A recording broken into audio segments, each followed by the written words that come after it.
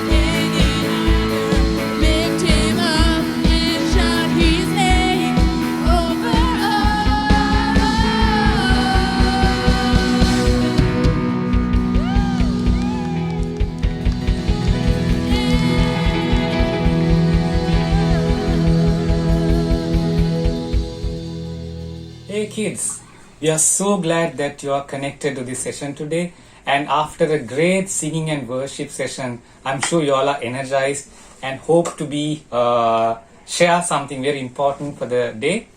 And before I start, I have to ask a question from you. If Jesus come to your hometown today to see you, whom would you bring to Jesus for healing?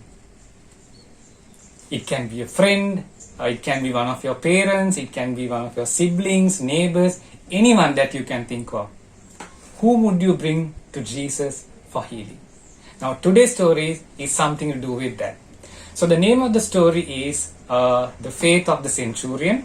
This is from book of Matthew.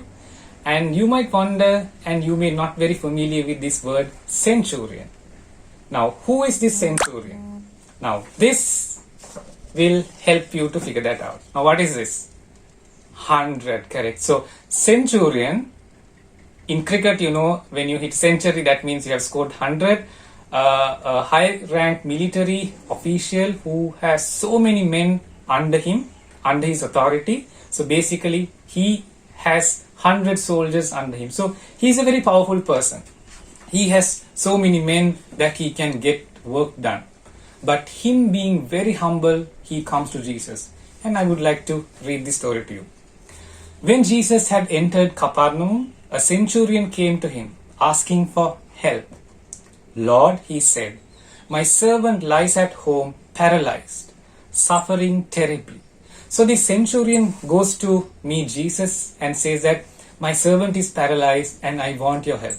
So Jesus says, shall I come and heal him? Now imagine Jesus telling you that he like to come and heal you, and your friend, your parent, your neighbor, your sibling, how would you feel? But centurion says, Jesus, don't come. Can you believe someone telling Jesus not to come and visit him? Now you might wonder why. Why would someone ever tell Jesus not to come and see him? But let me tell the story. The centurion replied, Lord, I do not deserve to have you come under my roof, but just say the word and my servant will be healed.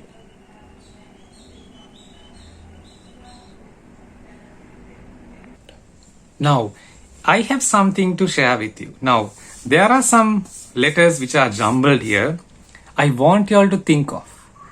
If you are in this situation, if you are to give a one word to what centurion just did, what can it be? What are these letters tell you about the attitude of the centurion's heart? Now, you can think of a proper word. What would it be? I'll give you 10 seconds to think what this word could be. There's F, T, H, A, I. What is that? I think some of you all are getting it, right? It's faith. It's a faith of centurion which really made the difference.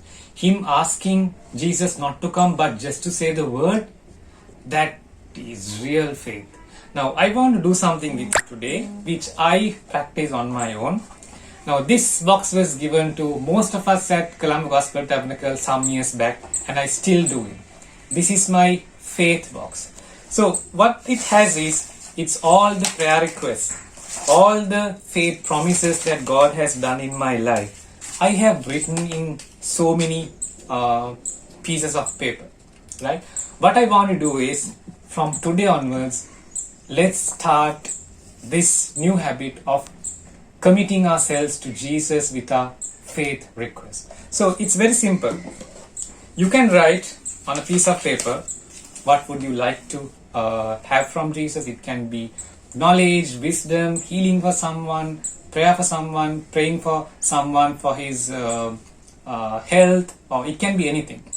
When it happens, on the back of it, you can write that it has happened. So here I have written it, and here I have written when it has been fulfilled. And if it's not fulfilled yet, and it will happen the day that Lord wanted to happen. So let's start a new good habit of starting a new journey with these faith boxes. So remember, a faith of the centurion was really great for us to learn as children, and I'm sure from today onwards you will start this small habit of committing your faith request to Jesus, and that will really make you closer to Jesus day by day. Thank you, and God bless you. So the memory verse for the today's session is from Matthew 8:10, which says, "Truly I tell you, with no one in Israel have I found such faith." Shall we repeat that once more? Truly I tell you, with no one in Israel have I found such faith. Matthew 8:10.